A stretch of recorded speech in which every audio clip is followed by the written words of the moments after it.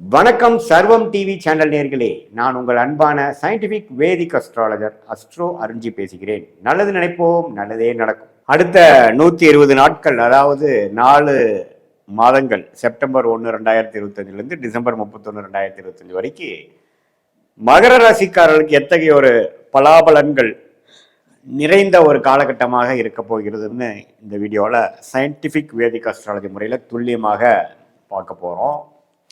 எந்தவித பரிகாரங்கள் அது மாதிரி விஷயத்துக்கு போகாமல் ஒரு கிரகத்தோட அமைப்பு எப்படி இருக்குது, பெயர்ச்சி பலன் எப்படி இருக்குது, ஆண்டு கிரகத்தின் அமைப்பு எப்படி இருக்குது, மாத கிரகத்தின் அமைப்பு எப்படி இருக்குது, மகர ராசிக்கு எந்த மாதிரி ஒரு தாக்கத்தை கொடுக்க போகிறது, எந்த மாதிரி ஒரு மாற்றத்தை கொடுக்க போகிறது, அடுத்து வரக்கூடிய விஷயங்கள் எப்படி இருக்குது அப்படின்னு நம்ம பார்க்கும் பொழுது, ராசி அதிபதியாகிய சனி 3ஆம் இடத்துல இருக்கிறார், நன்மை, வெரி குட்.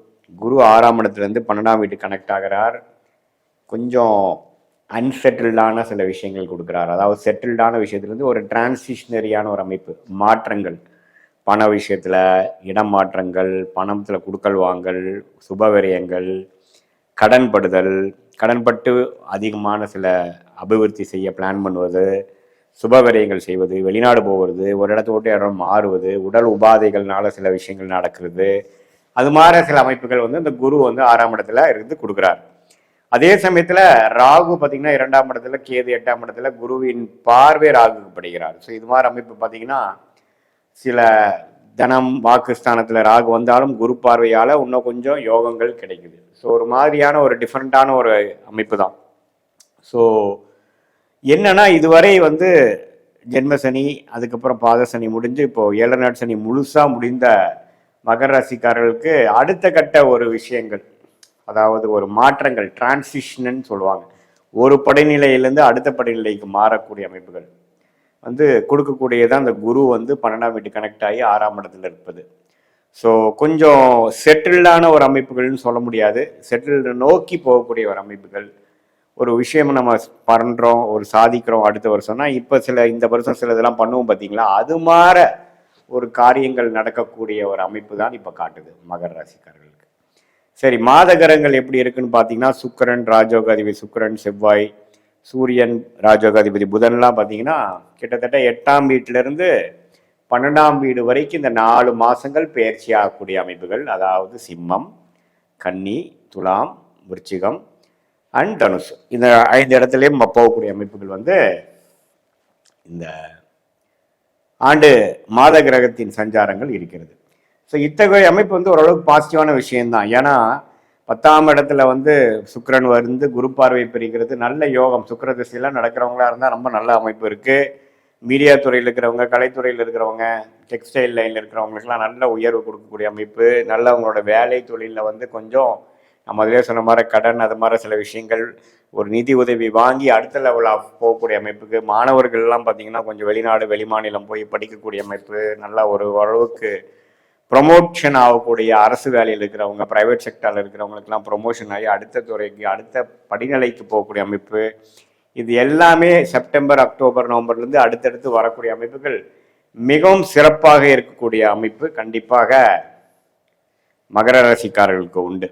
இதில் பாருங்க, செவ்வாய் பார்த்தீங்கன்னா ஓரளவுக்கு 10ஆம் இடத்துக்கே தொழில் மேன்மை, வேலையில் ஒரு ப்ரொமோஷன், ஒரு அதிகார விஷயங்கள், ஒரு அரசு விஷயத்தில் போய் கொஞ்சம் அதிகாரத்தில் போகிறது, அல்லது கொஞ்சம் ஹெட் பொசிஷனுக்கு போகுது, அது மாதிரி விஷயங்கள்லாம் இருக்குது. அதே சமயத்தில் மாணவர்கள் பாருங்கள் ஓரளவுக்கு நல்லா படிக்கக்கூடிய அமைப்பு, முதலோட இன்னும் கொஞ்சம் கிளாரிட்டியோட பண்ணக்கூடிய அமைப்பு. நம்ம என்ன ஹையர் ஸ்டடீஸ் பண்ணுறோம் அப்படிங்கிறதுல ஓரளவுக்கு தேர்ச்சி பெறக்கூடிய, ஒரு தெளிவு பெறக்கூடிய அமைப்பு எல்லாமே இந்த காலகட்டத்தில் ஒரு அக்டோபர், நவம்பர், டிசம்பர் வாக்கில் ஓரளவுக்கு வரக்கூடிய அமைப்பு மகர ராசிக்காரர்களுக்கு உண்டு. ஸோ 7 நாள் சனி முடிஞ்சிருச்சு. அதே சமயத்தில் குரு ஓரளவுக்கு 12ஆம் இடம், 2ஆம் இடம், 10ஆம் இடத்தை பார்ப்பதனால் தொழில் வேலையில் நம்ம ஸ்டேட்டஸில் முன்னேறுவதற்கு என்னென்ன விஷயங்கள், அதுக்கு வேணுங்கிற மாற்றங்கள், அதுக்கு வேணுங்கிற சீர்திருத்தங்கள், அதுக்கு வேணுங்கிற முயற்சிகள் எல்லாமே, பணம் விஷயம், இடம் விஷயம், வாழ்க்கையில் லைஃப் ஸ்டைல் விஷயங்கள் எல்லாத்தையும் மாற்றத்தை கொண்டு வரக்கூடிய ஒரு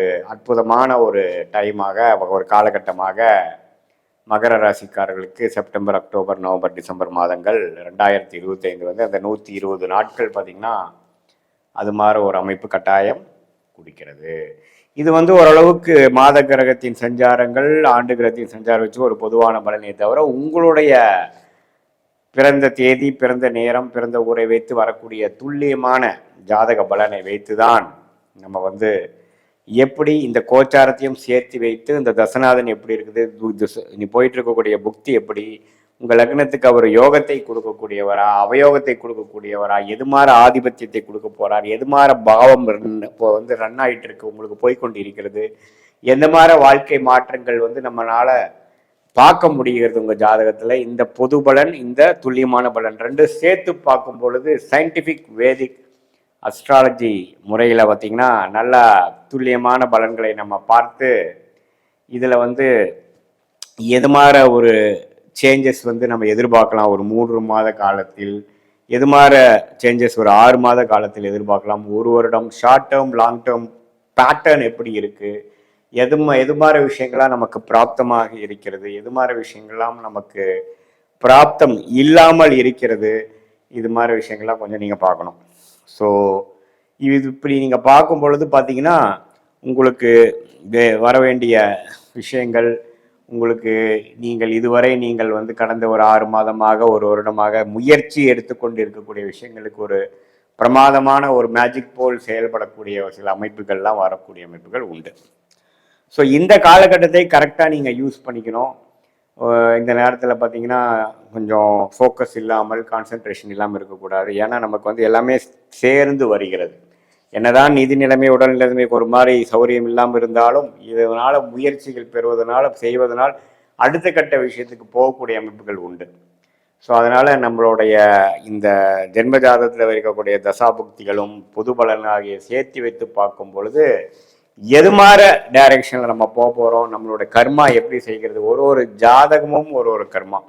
அந்த கர்மா உங்களோட ஜாதகத்தில் எந்த தசையில், எந்த புக்தியில், எந்த நட்சத்திரத்தில் இருக்குது, அது எங்கே மாதிரி ஒரு விஷயம் காட்டுது, எந்த துறை நமக்கு நல்லது, எந்த டைம் செய்வது நல்லது,